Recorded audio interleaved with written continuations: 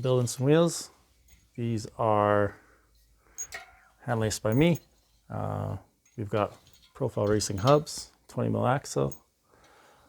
We've got radio tubeless ready rims. These are the, I think, what are these? Anyways, they're sick rims. I think they're the heliums. Don't quote me on that. So that's the front wheel, 20mm axle. And then we got the profile rear hub. This is where things get sick. This is the Elite rear hub, 204 points of engagement, and it's loud. So hopefully you don't hear that when I'm coming because I'm pedaling. We got disc brake, and this is tubeless. This is a rear specific one, so if I had to run a V-brake, I can. Machined sidewalls. Also, the cool thing is I got a titanium driver on here because I seem to wreck free hub bodies and things like that. So this is what Profile recommended for me. And we deal with all these companies at the shop I work with. And and then the spokes, what did I got? I got tall order spokes in there too, butted spokes. I got 182s on the back and 184s on the front. The front ones probably could be a tiny, like 185s, but you know, it works. It's laced up real nice. They're super tight, feel nice and light, and a tubeless BMX wheel set is going to be pretty sick, I think. All black, and then you got to go with the little chrome nips. And yeah, none of this was given to me for free. I had to pay for all of it. I do work in the bike industry, but yeah, I have to pay for it all. So you got to hard-earned money, pay for all this stuff. I was thinking going carbon rims, but which would be really cool on this chromoly bike with carbon rims, but they're very expensive, but they are super cool. I have carbon rims on my mountain bike, but not this time on my BMX. Maybe next time. We'll see how it goes. Now I'm gonna go lace the wheels. We're building the wheel. Profile Elite Racing rear hub. Took off the cog there, and now we're lubing the rim. So we're lubing where the nipples sit into the rim there. So when the nipple spins around, it doesn't bind up. And so everything spins freely. So when you do true intention, it'll just spin nice and it won't bind.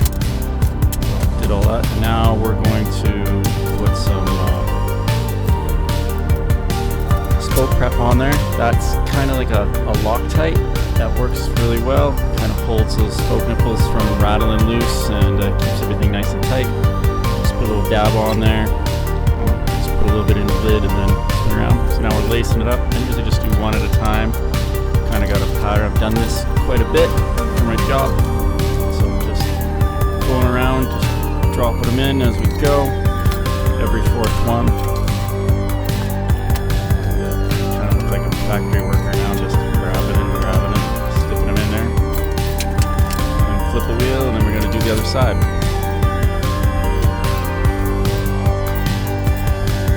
Just checking if the orientation's right, if I scoot it up.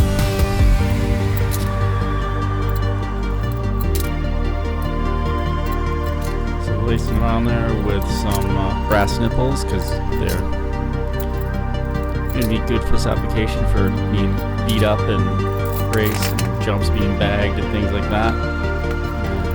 And the torque that a BMX race wheel is going to have. If I was a lighter guy, I could probably go with aluminum nipples, and that would work.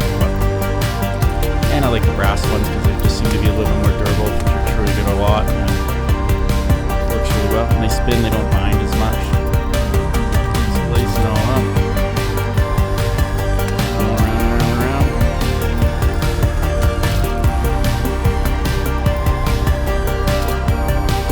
Factory worker head, just lock them in there.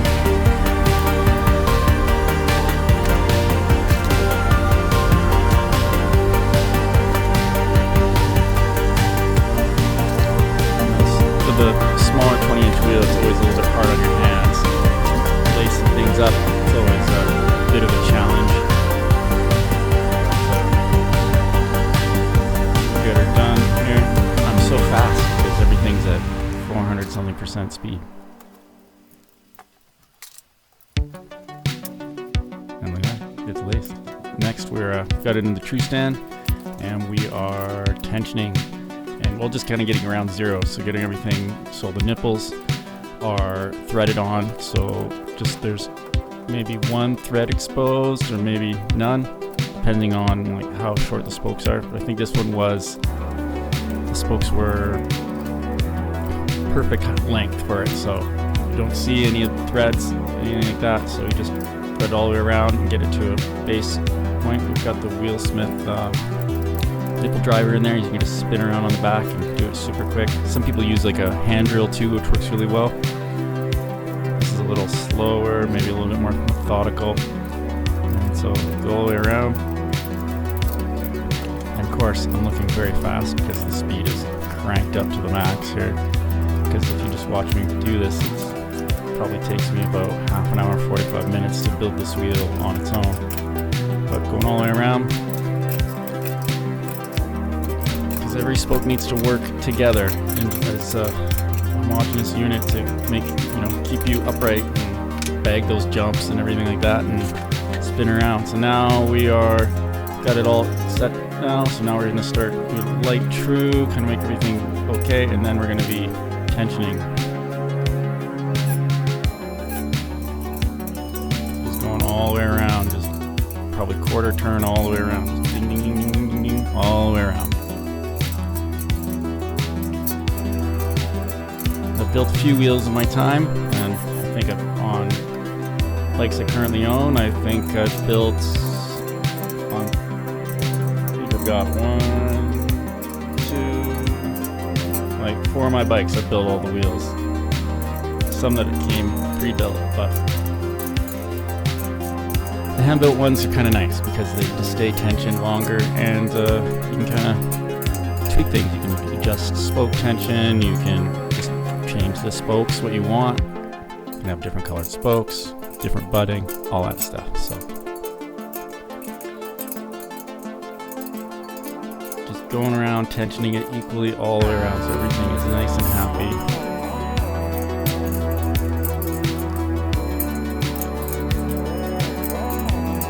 I'm currently on this wheel, and I've had to just retension it a little bit after I've been racing it and doing some jumps and stuff, but it's been a pretty solid wheel compared to some of the OEM spec ones that I had. They were not that round and a little bit more egg shaped. This one's going to be nice and round, and I think these rims were good quality because they're welded seams and extruded, and yeah, look at that bad boy. And that profile hub is so loud. People know I'm coming, which is a good thing and a bad thing. Thank you for watching.